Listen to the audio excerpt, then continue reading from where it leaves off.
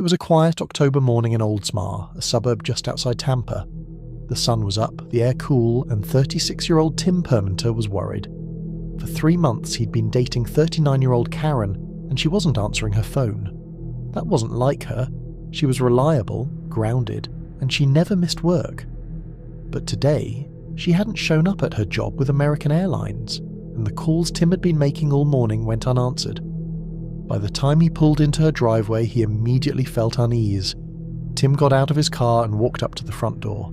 He knocked once, twice, 3 times. No answer.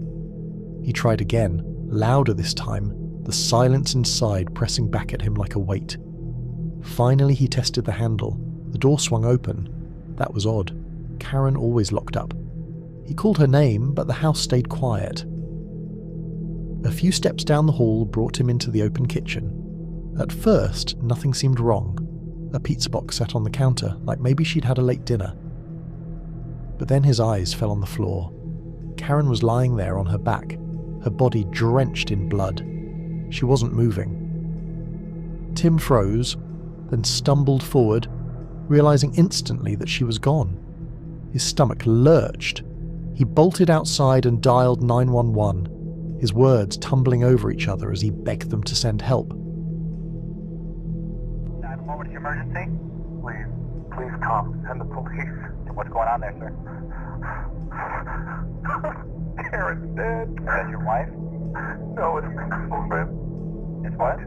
My girlfriend. I just came over here and I found her. Please hurry. Is this suspicious, sir?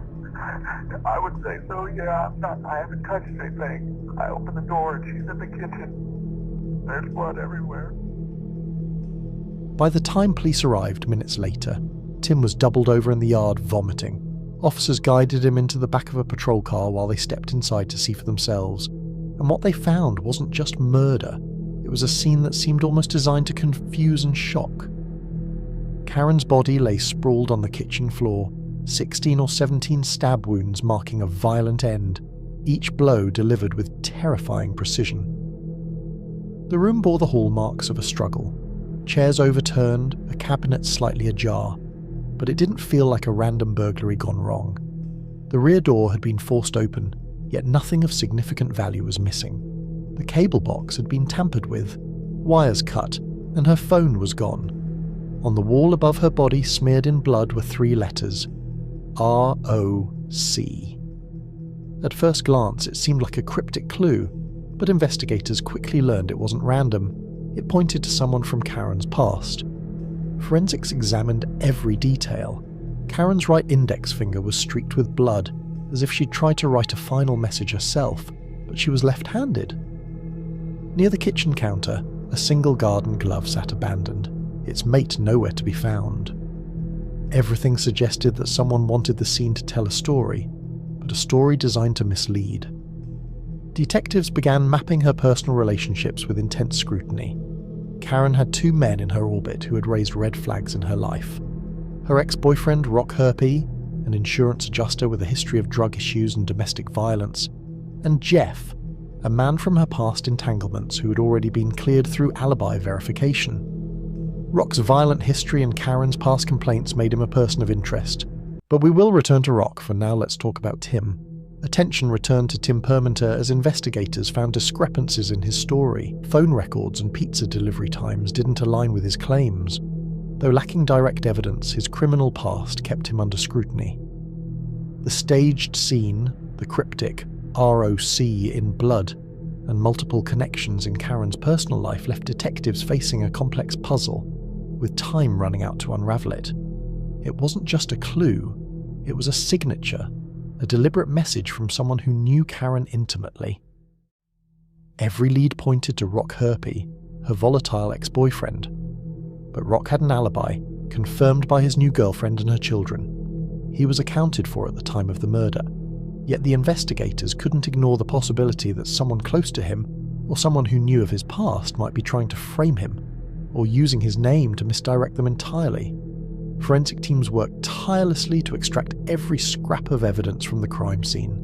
Fingerprints, DNA swabs, and blood patterns were catalogued. The pizza box on the counter became a key point of interest. The timestamps didn't align with Tim's claimed departure, and slices were missing that should have been untouched. Investigators began to suspect that someone had been in the house after Tim supposedly left. Security footage from nearby streets and surveillance from the pizza delivery confirmed unusual movements around Karen's home that evening. Each detail painted a portrait of a carefully orchestrated crime. Meanwhile, Tim Pimenta remained under close observation.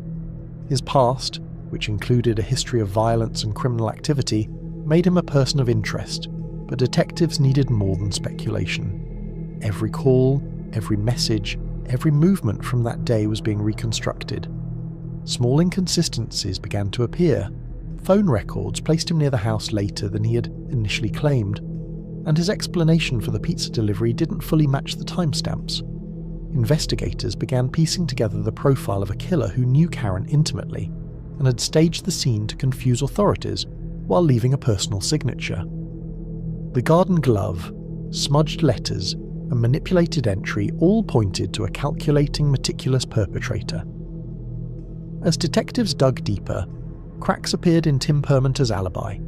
His fingerprints on a pizza box delivered after he claimed to have left, and phone records showing calls from Karen's house late into the evening, keeping him under intense scrutiny. Forensics found no forced entry, yet the back door had been tampered with, the cable box opened, and Karen's purse upended, staged signs of a burglary that never was. The chilling ROC written in blood hinted at intimate knowledge, not random violence. Detectives confronted Tim, piecing together his past, a history of violence, pimping, and attempted kidnapping.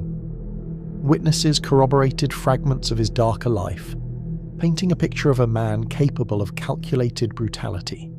Under pressure, inconsistencies in his timeline and his presence at the house during the critical window became undeniable. The pattern was clear. Tim had turned vengeful when Karen resisted his past and threatened to end the relationship. That night, he arrived, a mix of charm and menace, and when confrontation escalated, he stabbed her repeatedly over 16 times, then staged the scene to mislead investigators, writing his name with gloves, trying to implicate someone else, even eating pizza in her presence to create a bizarre alibi. Evidence continued to mount. Fingerprints, phone data, and witness statements left no doubt. Tim's carefully constructed story unraveled completely, and he eventually confessed to the murder, revealing the chilling premeditation behind every detail. By 2007, Tim stood trial. He was convicted with first-degree murder.